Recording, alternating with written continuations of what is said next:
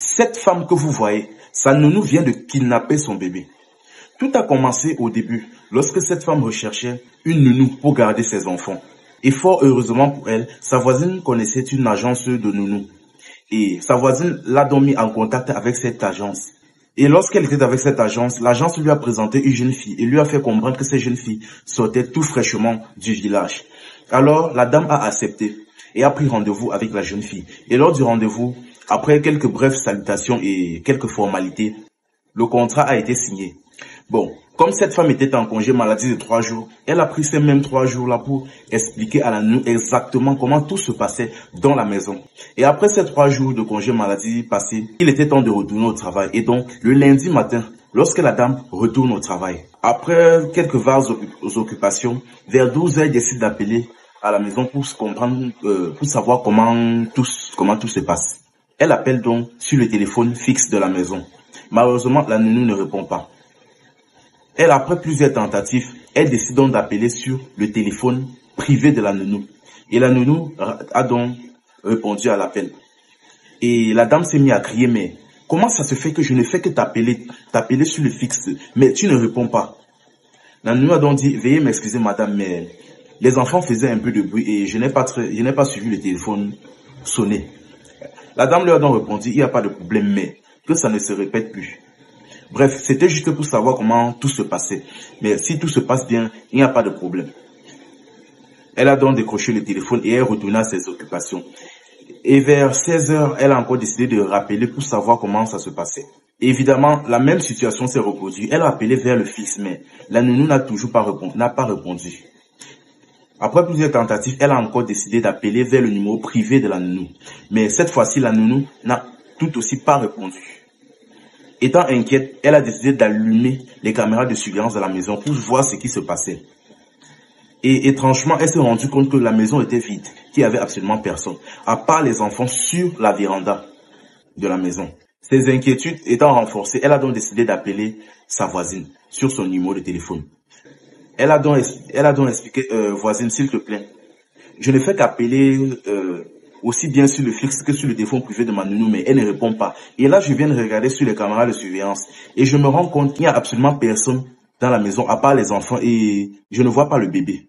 La voisine lui a donc dit, il n'y a pas de problème.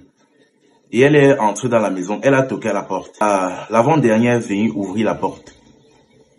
La voisine est entrée et a demandé aux enfants, mais où est passée votre tantine? Les enfants lui expliquaient que la tantine est sortie avec le bébé sur le dos et elle les a demandé de ne pas sortir, de ne laisser personne entrer. Peut-être à part si ce n'est vous. Elle a donc répondu, ok, il n'y a pas de problème. Et la voisine est donc entrée dans la maison, a commencé à regarder dans la maison et bien évidemment la patronne regardait tout ce qui se passait par les caméras de surveillance. Elle a vu sa voisine en train de regarder dans la maison et la voisine l'a appelée pour lui dire que oui, c'est vrai, il n'y a absolument personne dans la maison, à part les enfants sur la véranda. Et apparemment, les enfants m'ont expliqué que la nounou est sortie avec le bébé et a demandé aux enfants de ne pas sortir. La patronne a donc répondu, ok, il n'y a pas de problème, mais s'il te plaît, va dans la chambre de la nounou et vérifie si toutes ses affaires sont là. La voisine est donc entrée dans la chambre de la nounou et elle s'est rendue compte que oui. Et elle a répondu oui, il y a bel et bien ses affaires, mais il n'y en a pas assez. Comme si une grosse quantité avait été retirée par précipitation. À partir de là, elle a commencé à être sérieusement inquiète. Elle a donc décidé d'appeler son mari. Son mari donc, après avoir été mis au courant de ce qui se passait, a donc allumé lui aussi les caméras de surveillance de la maison et a regardé les séquences précédentes. Et il s'est rendu compte que la nounou, avant de sortir, avait détaché ses cheveux. Il a donc expliqué à sa femme, bon, là je vois sur les caméras de surveillance qu'elle a détaché ses cheveux avant de sortir. Donc, peut-être qu'elle est sortie pour se tresser tout simplement. Elle a donc répondu, ok, et a demandé à sa voisine, s'il te plaît voisine, va regarder, je ne sais pas, va vérifier dans les salons de coiffure du quartier pour voir si elle se trouve dans l'un d'entre eux. Elle a donc dit, ok, il n'y a pas de problème. Après avoir vérifié, vers 18 h lorsqu'elle rentre de la maison, ses voisines lui fait comprendre que, franchement voisine, vous allez m'excuser, mais on a fait pratiquement tout le tour du quartier, mais on ne l'a trouvé nulle part. Dans seulement tous les salons de coiffure, elle n'est nulle part. Là, elle a commencé à être sérieusement inquiète, surtout qu'il faisait déjà nuit. Et c'est là qu'elle a décidé d'appeler la police. La dame, plus tard, s'est rappelé qu'elle avait le numéro, que lors de la signature du contrat, elle avait pris le contact d'un des parents de la fille, qui était sa grande sœur. Après s'être rappelée, elle a rapidement appelé sa grande sœur.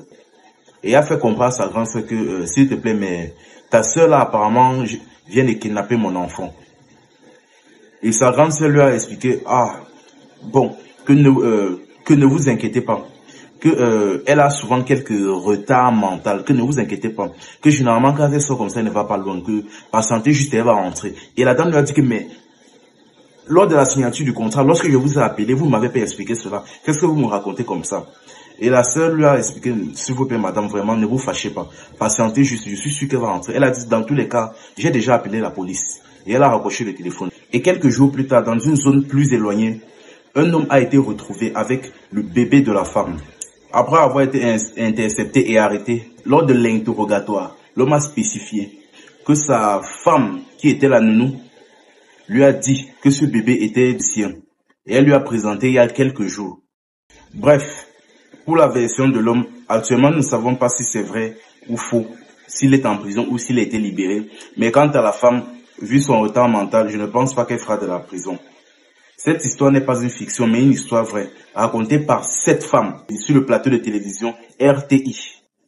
C'était Info et Amusement. Ici, on s'informe et on s'amuse. Abonne-toi et like pour une prochaine vidéo.